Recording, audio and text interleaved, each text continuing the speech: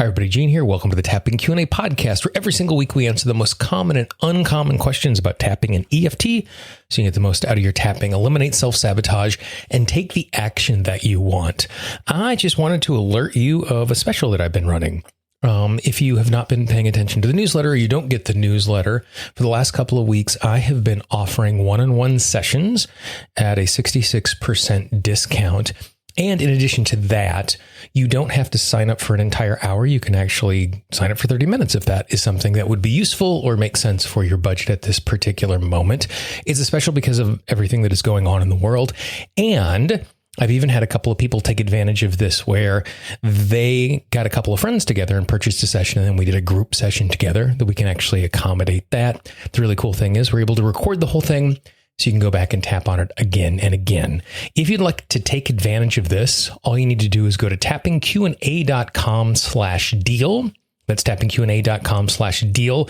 And I'm going to be running this special until at least May 15th. You don't have to use the session by May 15th, but I can guarantee you that you can purchase them till then. If you happen to be listening to this at some point in the future, if you go to tappingqa.com/deal, whatever special we have going on right now, you will be able to find there. This is Gene Montrastelli, and welcome to the Tapping Q&A podcast, recorded live to tape from Williamsburg in Brooklyn. This is episode 450, originally aired April 22nd, 2020. Hi everyone, I hope this finds you well wherever you are and whatever time of day you're getting a chance to listen to this. Thanks for spending a little time with me today. Today we are going to talk about and do some tapping for those people in our family who we really love, and those people in our family who we really love and we don't necessarily want to spend a great deal of time with because of the nature of the relationship. And we'll get into that into a moment. Before we do that, two quick things. First of all, if you haven't done so already, we have a free 10-part guide on how you can use tapping to eliminate self-sabotage. All you need to do is go to tappingqa.com, click on the big blue button. If you happen to be on the website right now listening to this, up in the upper right-hand corner, you will see a blue button. Click on that, and we will start getting you that guide one piece at a time. The second thing I wanted to do is I wanted to thank all of the supporters of the Tapping Q&A podcast. I really appreciate the fact you're willing to support the work that we are doing here. A special thanks to Sharon. Sharon is the most recent supporter of the podcast. Because she is supporting the podcast, she gets a bunch of amazing new gifts, some tap-alongs, access to supporter-only content, some custom tap-along stuff, and more. If you would like to be like Sharon and be a supporter of the Tapping Q&A podcast, all you need to do is go to tappingqa.com/support.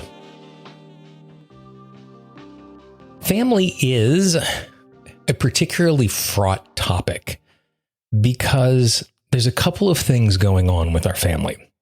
First of all, the families that we grow up with when we are children, typically, we don't have a great deal of control who those people are, be them families that we are born into or families that we become a part of at an early age. So we are spending a lot of time in close proximity with people and personalities who may not be the exact perfect fit for us. The second thing that complicates family is the fact that we have these archetypes of what family is supposed to be like.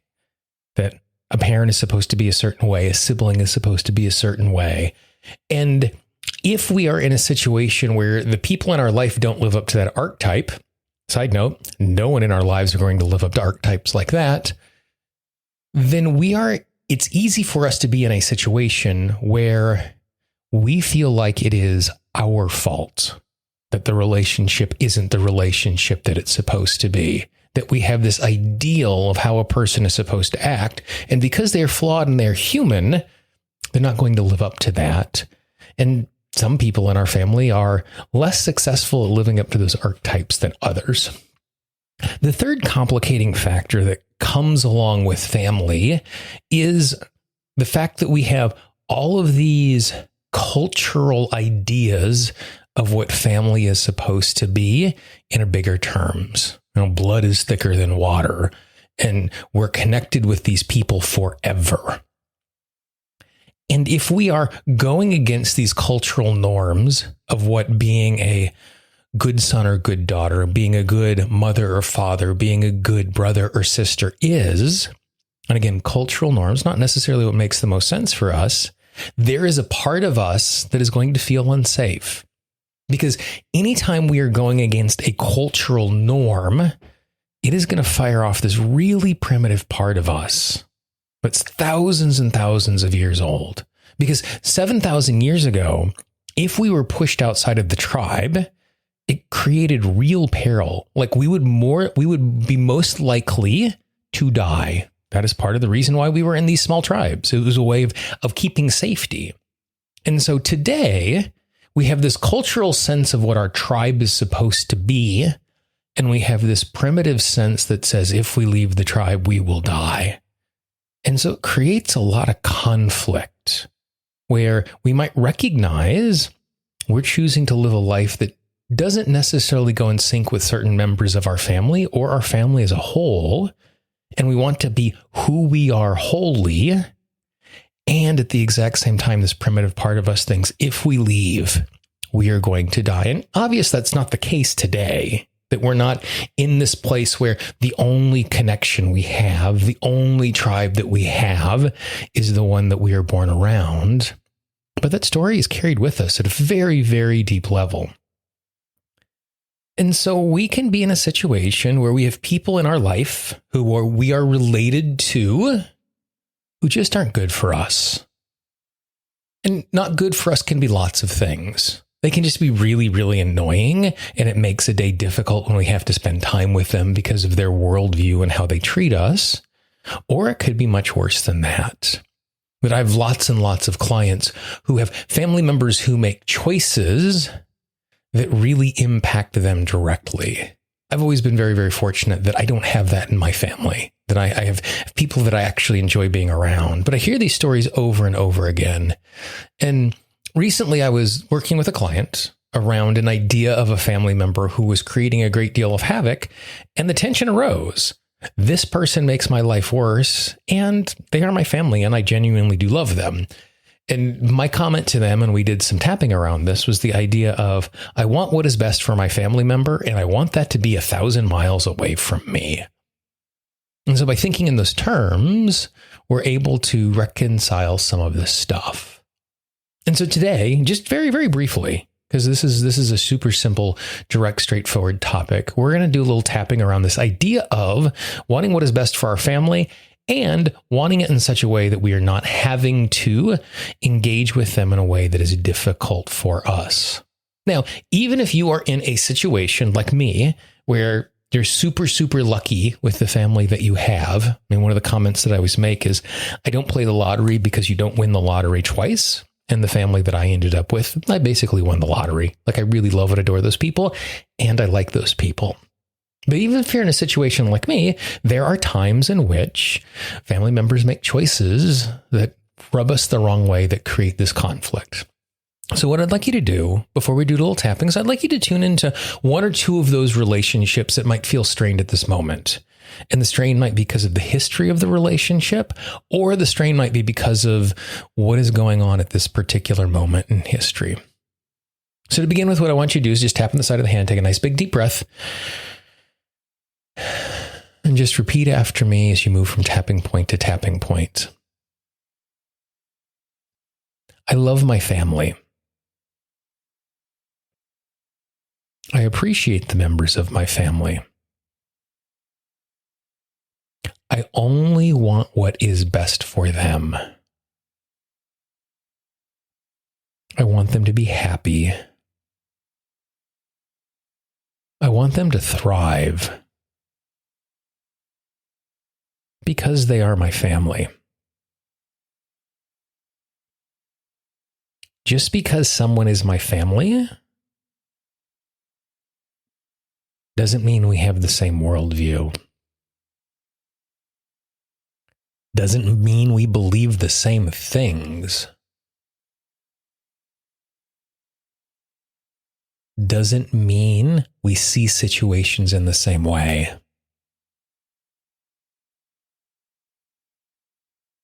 It doesn't mean we even understand our relationship in the same way.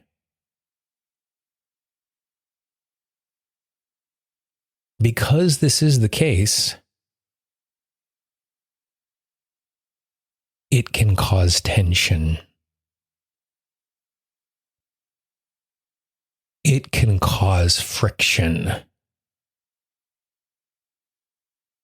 There are even times family members make choices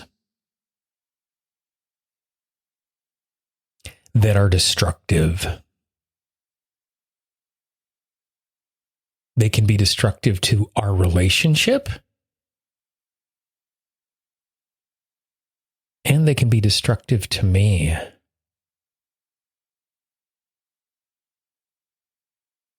And it's hard to be in a situation where I want what's best for my family, and I don't want to interact with some of my family members. Having direct contact with them makes my life harder.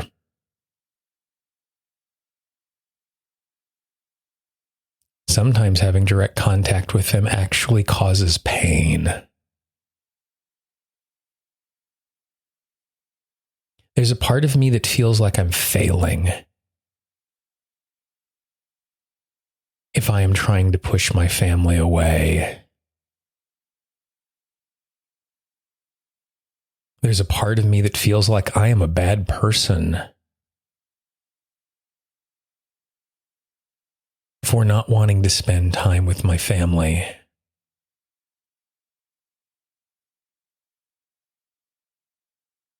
Just because they are my family, it doesn't mean that it is good for me to spend time with them. It doesn't mean that it is good for me to engage with them.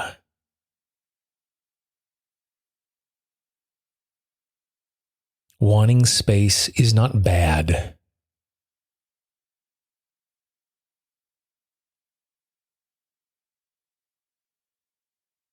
Wanting space is not a failing.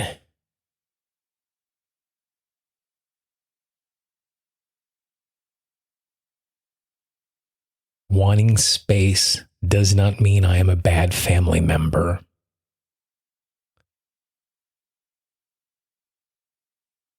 It simply means I need to be doing things that are right for me.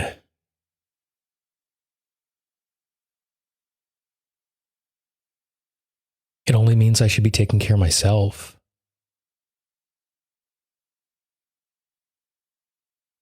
In big and in small ways. I can want what's best for my family and want them to be 1,000 miles away from me. I'm not a bad person for doing that. I'm not failing for feeling that. I can love someone and not want to be around them. I can want what's best for them and not interact with them.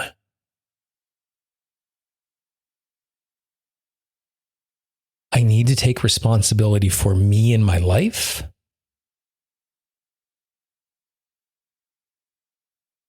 I need to take responsibility for me and my experience. It is okay for me to want my family to keep at a distance. Because if I am not taking responsibility for my well-being, no one else is going to do that for me.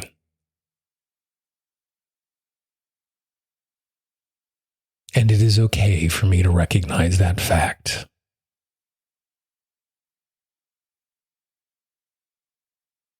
I am allowed to love my family and to love them from a distance.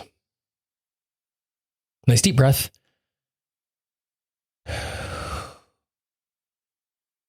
So as we tap through that, what were the phrases that really stung? or stuck out or resonated or still hanging around. It's really important that we recognize the part that's still hanging around. Tapping, it's really easy for us to immediately gravitate towards the relief and the success. And it's awesome that we celebrate those things. And when we do that, it makes it more likely that we're going to celebrate in the future and keep moving forward in a positive way. And at the exact same time, we want to make sure that we're still chipping away and chipping away. So after doing a round of tapping like that, celebrate the release that's happened, then tune back into the family, then tune back into those relationships, then tune back into the choices that you were making to keep yourself safe, that you're still struggling with because it doesn't feel like you have the right to do that. Go back and tap on this again. Families are so wrought. They're so complicated. They can be an amazing blessing, and they are messy. And that is just the reality of it. And for some of us, the degrees of messiness is bigger and smaller. And we can complicate this matter by, stacking our family in comparison to how other people are doing it and feel like we're failing because we're not doing it right. Because sometimes it is not possible to have the type of relationship that you want with your family. And that's not anything wrong with you or the circumstance. It's just the reality of random people being stuck together in a way that we might not have necessarily chosen. I hope you found that enjoyable. If you know someone in your life who might be able to use a resource like this, please be our ambassador. Pass it along. The most common way people find a new piece of content is from a recommendation of a friend. One of the things that I regularly do when I'm hearing from people for the first time is I ask them, how did you find my website? How did you find my contact form? And I love hearing, oh, I found your website because so-and-so in my life recommended the podcast, which led me to all of the other resources. We're closing in on 1,000 free resources on the website. Between podcasts like this, we're adding videos every single week. There are articles. There's all sorts of resources. tappingqa.com.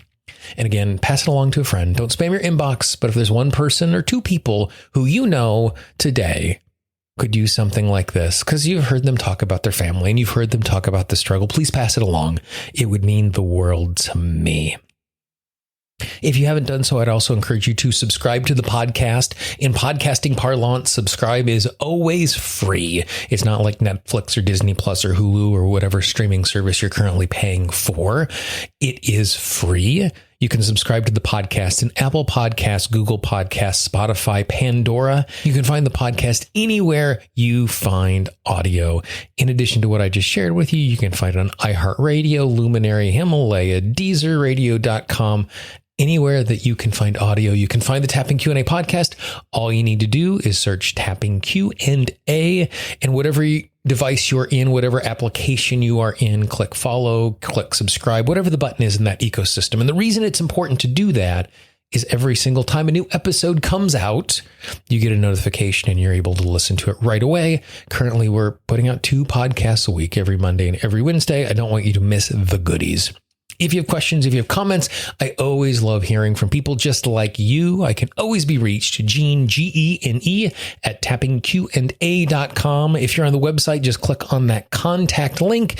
If you happen to have the Android or Apple app, just click on the contact section on the app. You can send me a voicemail or an email directly from inside of the app. If you have questions, if you have comments, if you have topics you'd like us to cover, let me know. I am currently in the process of doing a whole bunch of interviews that I'm going to be rolling out through the late spring and into the summer. I'd love to hear people you think I should be talking to about tapping or transformation in general. For the Tapping Q&A podcast, this is Gene Montrestelli. I hope you have a great day, and I will talk to you real soon. Bye-bye. The Tapping Q&A podcast is copyright Gene Montrestelli Tapping Q&A. All views expressed by guests are those of the guests and not necessarily of Gene Montrestelli and Tapping Q&A.